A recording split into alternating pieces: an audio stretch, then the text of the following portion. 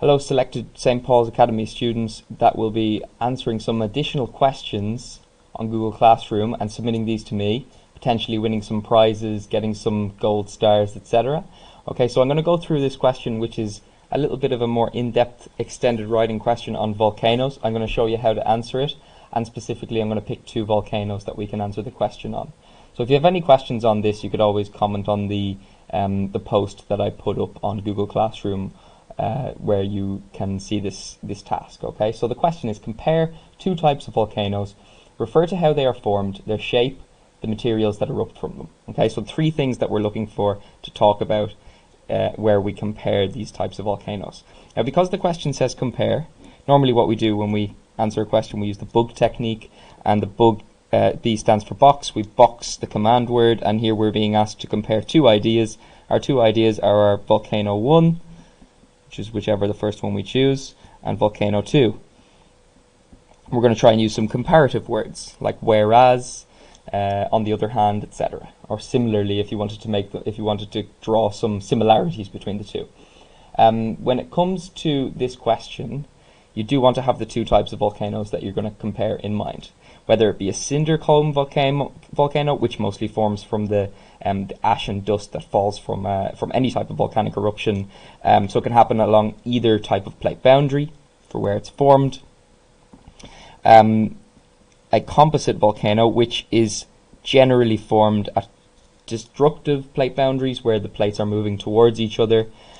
Shield volcanoes, where the plates are moving away from each other. Another word for them is divergent plate boundaries.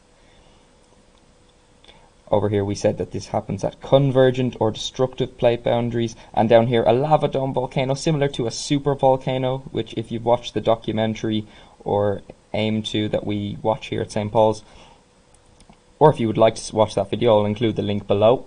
You will often hear this one referred to as a super volcano, where there's a massive dome forming, sometimes even underneath the surface, and a lot of collapsing happens because of kind of not being able to keep the land pushing down on that pressure coming up from the lava beneath it. Okay, so I'm going to choose the composite volcano and the shield volcano because I think they're the most contrasting, but also we can draw on some similarities.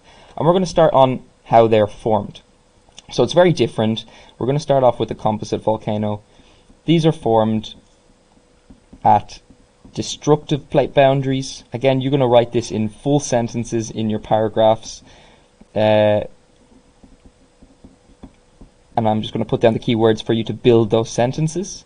They're formed when there's subduction, and that's when your subducting plate covered in ocean goes beneath the continental plate, and the volcano comes from the eruption of this melting subducted plate that goes beneath the surface.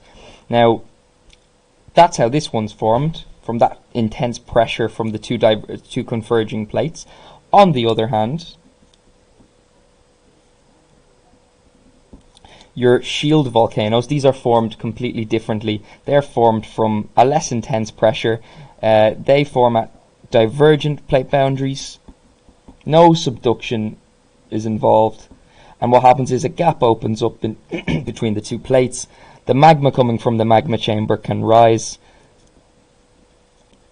and continues to do this, creating layers upon layers of lava and stretching over vast distances. So we have our two formation discussions here. Okay, so for the shape of the volcanoes, a lot easier here. We're going to compare composite volcanoes and say that they're cone-shaped, similar to the cinder cones, just different in terms of the materials that come out of them. And when you compare this, you're going to say that the shield volcano is much more flat and rolling and can stretch over vast distances. It goes for many kilometers. Whereas this one, you'll see it in a much more kind of specific location, maybe for a couple of kilometers or more, maybe even the entire island that you're on, but no further than that. And then finally, so that's our second thing we need to refer to, and again we're going to get a mark for each. And then your materials that come out from them. You've got a lot of things that you can talk about here. I only really want you to talk about one or two. So for composite volcanoes, you can say that magma comes from both. So you can say magma comes from the magma chamber. Again, writing this in a full sentence. But you could put in brackets here explosively, because of the buildup of pressure. And you could say similarly here, as your comparative word, you could say that the shield volcano has a slow, steady eruption of lava.